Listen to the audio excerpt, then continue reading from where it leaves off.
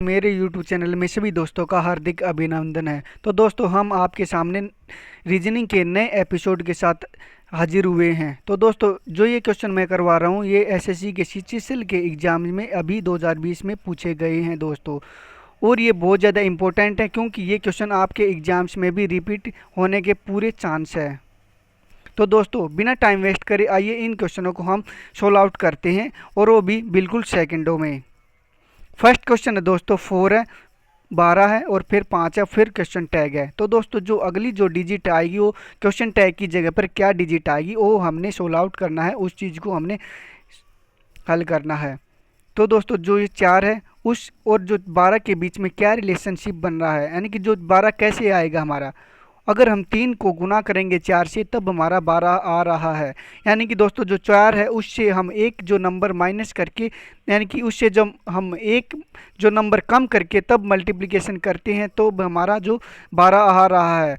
और मैं आपको बता दूं जो ये जो फर्स्ट वाला जो पार्ट है उसमें जो रूल रेगुलेशन हम लगाएंगे वो वही रूल रेगुलेशन हम सेकंड वाले जो पार्ट में भी उसी रूल रेगुलेशन को लगाएंगे, उसी मेथड को ही उसमें भी पुट आउट हम करेंगे।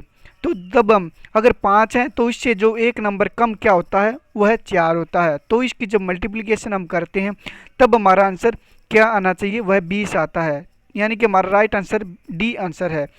यानी कि मैं दोबारा बता देता हूँ आपको, 4 को अगर एक कम किया 3 और इसकी मल्टीप्लाई करी तो हमारा 12 आंसर आ गया। इसी प्रकार से यही रूल इसमें पुट आउट करते हैं। तो 5 है तो इसमें से एक कम किया तो हमारा क्या हुआ 4 आया, तब इसकी जो मल्टीप्लाई की तो हमारा जो आंसर है दोस्तों वह 20 आ गया है। यानी कि आंसर हमारा डी ऑप्शन है, यह 20 है। अगले क्वेश्चन पर चलते हैं। 8 है, 28 है, 27 है और क्वेश्चन मार्क है। दोस्तों इस क्वेश्चन को हम दो मेथड से सोल्व आउट करेंगे, दोनों सोल्व आउट से करेंगे और इसमें दोनों में हमारा अलग अलग क्वेश्चन आएगा, इसका आंसर आएगा। तो दोस्तों इनको करना स्टार्ट करते हैं। तो 8 है, 28 है और 27 है। अगर हम 8 और 28 के बीच में रिलेशनशिप देखते हैं दोनों डिजिट के बीच में, तब हमें पता चलता है 28 कैसे प्राप्त होगा हमें। 28 को जब 3 से गुना करेंगे और उसमें 4 ऐड करेंगे दोस्तों तब हमारा 28 आ रहा है। 8 3 24 प्लस 4 28 आ रहा है। इसी प्रकार 27 में भी यही जो रूल लगाते हैं, 27 मल्टीप्लाई में 3 प्लस 4, 27 81 और 4 85, यानी कि हमारा आंसर बी ऑप्शन आ रहा है 85। ये हमारा रूल मेथड फर्स्ट है। और जो सेकंड मेथड मैंने बताया है आपको 8 और 28 के बीच में दोस्तों, ये 8 क्या है 2 का क्यूब है और ये 28 क्या हमारा 3 का क्यूब है और प्लस 1 जोड़ा गया है इसमें। इसी प्रकार यानी कि 2 में 2 को और इसमें आगे क्या किया है 2 क्यूब और फिर प्लस 3 क्यूब, यानी कि इसमें 1 जोड़ा गया है दोनों में दोस्तों जो बेस में। इसी प्रकार जो 27 हमारा वह 3 क्यूब है। और अब हम अगले जो डिजिट की तरफ चलते हैं तो 3 क्यूब है तो हमारा को आगे क्या चाहिएगा 4 क्यूब है। और इस वाले में हमने एक ऐड किया था, ये ऐड किया था, तब इसमें एक हम ऐड कर लेते हैं। 3 क्यूब हमारा 27, तो अगला जो डिजिट होगा 4 क्यूब है और इसमें हम एक प्लस करेंगे तो 4 का क्यूब हमारा 64 होता है और एक ऐड करेंगे तो हमारा 65 उत्तर आ जाएगा। परंतु इसमें जो 65 उत्तर नहीं है, अगर मान लो 65 और 85 दोनों के दोनों आंसर होते तो हम जो प्रेफरेंस हमारा जो 65 आंसर है उसको देंगे, क्योंकि हमारा ये स्ट्रॉन्ग मेथड है और इसी को हम आंसर मानेंगे। आमतौर पर ऐसा नहीं पूछा जाता परंतु बहुत ही ज़्यादा रेयर केस होता है ऐसा, यानी कि 2 आंसर एक ही क्वेश्चन के निकलते, बहुत ही रेयर ये चांस होता है ऐसा। अगले क्वेश्चन पर चलते हैं। 215 है, 10 है और 35 और फिर क्वेश्चन टैग है दोस्तों। इसमें से हमने देखना है 215 और 10 का क्या रिलेशनशिप बन रहा है। हमारे माइंड में यानी कि ध्यान में आया कि इनके बीच में क्या आ रहा है कि 2 को 1 को और 5 को, तीनों को आपस में, अगर तीनों डिजिट को हम आपस में जब गुणा करते हैं तब हमें प्राप्त होता है 2 एकम 2 गुणा में 5, यानी कि जो 10 आंसर हमें प्राप्त हो जाता है। यानी कि जो पहले वाला जो हमारा जो पोर्शन है वो सोल्व आउट हो जाता है। अगले वाले जो पोर्शन में भी यही मेथड हम यूज करते हैं, तब देखते हैं क्या हमारा ये दोनों के दोनों जो रूल है इन दोनों के दोनों पोर्शन में हमारे सेट बैठते हैं कि नहीं। 3 और जो 5 है उन दोनों की अगर मल्टीप्लाई करते 3 5 15, तो हमारा ये 15 आंसर क्या इन ऑप्शन में से है? बिल्कुल है, आंसर ए हमारा इन ऑप्शन में से है 15। तो इसका राइट आंसर ऑप्शन ए हो जाएगा। अगले क्वेश्चन की तरफ चलते हैं। 6 है, 222 है, 7 है और क्वेश्चन टैग है। क्वेश्चन देखने पर बिल्कुल दिमाग इसमें चकरा जाता है, क्योंकि हमारे को कुछ भी समझ में नहीं आता अगर ये क्वेश्चन हमारा एग्जाम्स में आ जाता है। अगर हम ज़्यादा से ज़्यादा प्रैक्टिस करेंगे और इन जो छोटे छोटे जो मेथड है इनकी तरफ ध्यान देंगे तो एग्जाम्स में हम इनको सेकंडों में सोल्व कर पाने में सफल हो जाएंगे। तो अगर 6 और 222 के बीच में हम देखते हैं तो ये 222 है दोस्तों, जो 6 का क्यूब होता है उसके बिल्कुल आसपास में है। 6 का क्यूब हमारा और 6 इसमें ऐड करते हैं, 6 का क्यूब हमारा 216 होता है। अगर इसमें 6 और ऐड कर देते हैं तो ये 222 हमारा आ जाता है, यानी कि ये 6 के क्यूब के बिल्कुल बराबर है। और इसी प्रकार से हम अगले पोर्शन में चलते हैं। 7 का क्यूब है और इसमें 7 का क्यूब है और 7 ही इसमें ऐड करते हैं, यानी कि जो 343 आ जाता है इसका, और प्लस 7 यानी कि 350 आंसर आना चाहिए। यानी कि इसका राइट आंसर बी ऑप्शन हमारा 350 इसका राइट आंसर है।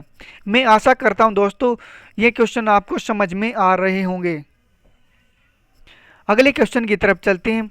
जो 42 है, 20 है और 64 है, इन दोनों के बीच में हमने ये रिलेशन देखना है कि जो 20 है और 42 के बीच में कितने नज़दीक है, क्या रिलेशन इन दोनों के बीच में।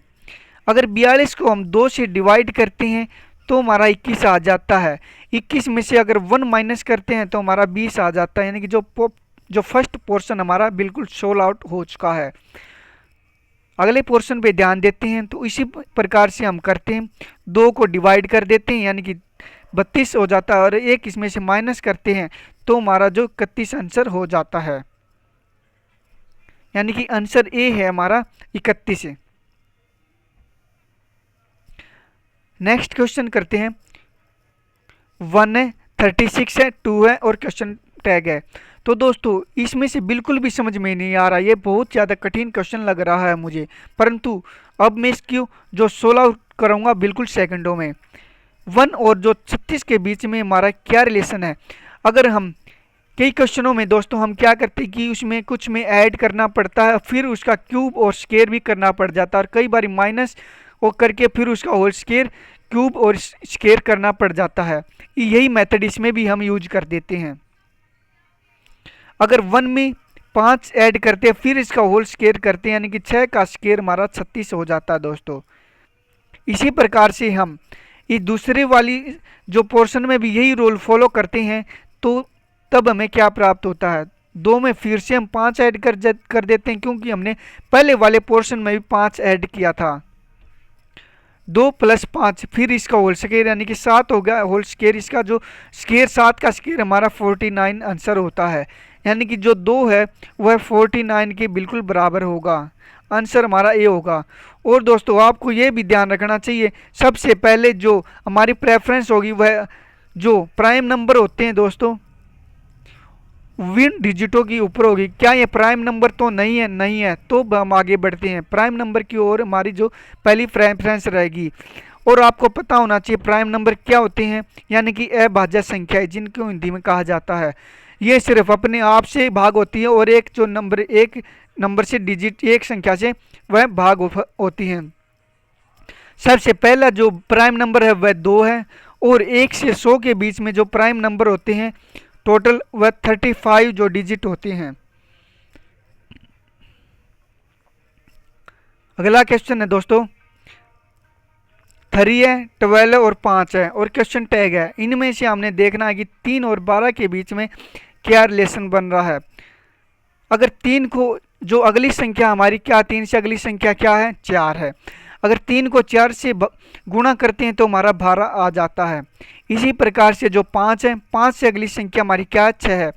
5 को और 6 के से गुणा करते हमारा 30 आंसर आ जाता है, यानी कि दोस्तों 30 आंसर हमारा आ जाना चाहिए।